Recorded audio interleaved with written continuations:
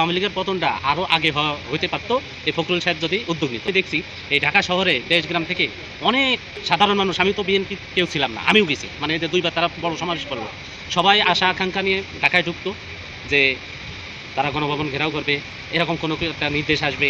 তারা আমি দেখছি এই মুড়ি শুকনা খাবার নিয়ে আসছে, চিড়া মুড়ি গুড় এইগুলা নিয়ে আসে, মানে তারা ভাবছিল যে ঢাকা শহরে অবস্থান নেবে। মানে গ্রামগঞ্জে থেকে যেগুলা লোক আসছে ঢাকায়, এই দুইবার যে আন্দোলন বড় সমাবেশ করলো বিএনপি 28 তারিখ, এরপরে যে 10 তারিখ, এই মন মানসিকতা নিয়ে আসছিল। কিন্তু এই ফখরুল সাহেব কখনো এরকম রিস্ক নেয় নাই। আর এখন এদেরকে বলতেছে এরা কারা?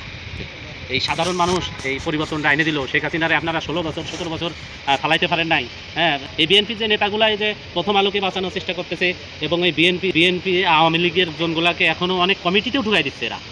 আমার তো মনে হয় দেখেন, বিএনপির যে বড় বড় নেতাগুলো আছে এরা সুবিধা নিয়েই এতদিন ছিল, এই জন্য আওয়ামী লীগের পতন এই বিএনপি করতে পারে নাই।